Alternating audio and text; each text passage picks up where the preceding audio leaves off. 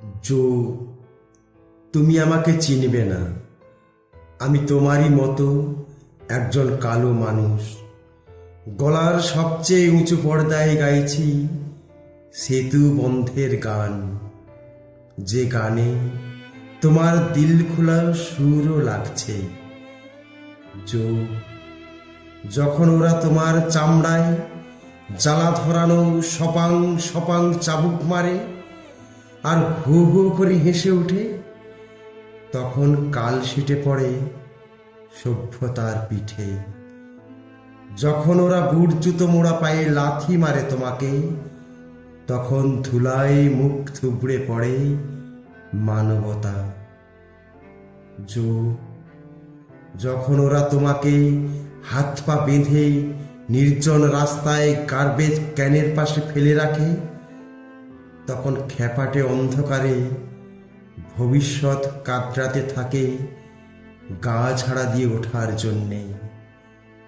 যদিও আমি তোমাকে কখনো দেখিনি জো, তবু বাইবেলের কালো অক্ষরের মতো তোমার দুফোঁটা চোখ, তোমার বেদনার্ত মুখ বারংবার ভেসে ওঠে আমার হৃদয়ে। তোমার বেদনা এশিয়া, আফ্রিকা আর লাতিন আমেরিকায় ব্যাপ্ত। জো, আমি একজন ফাঁসির আসামিকে জানতাম, যিনি মধ্যরাতে আবৃত্তি করতেন রবীন্দ্রনাথের কবিতা।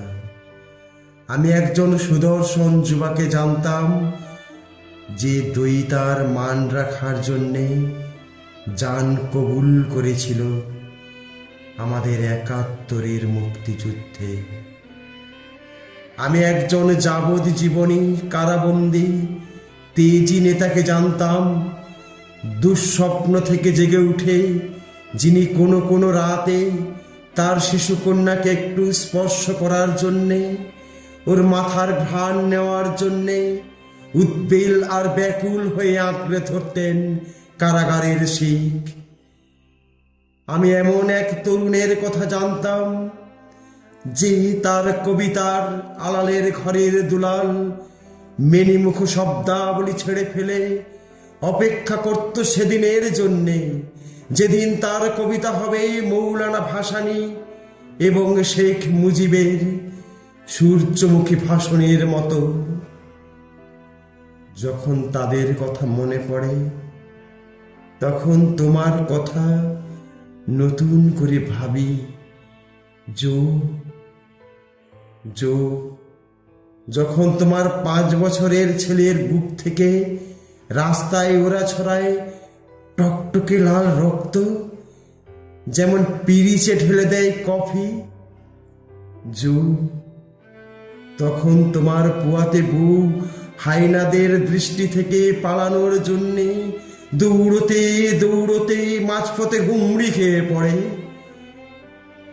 জো, যখন তোমার সহোদরকে ওরা লটকিয়ে দেয় ফাঁসিতে, তখন কাঁচা দুধের ফেনার মতো ভোরের সাদা আলোয় বাইবেলের কালো অক্ষরগুলো আর্তনাদ করতে করতে হঠাৎ বিদ্রোহী হয়ে ওঠে, হঠাৎ বিদ্রোহী হয়ে ওঠে।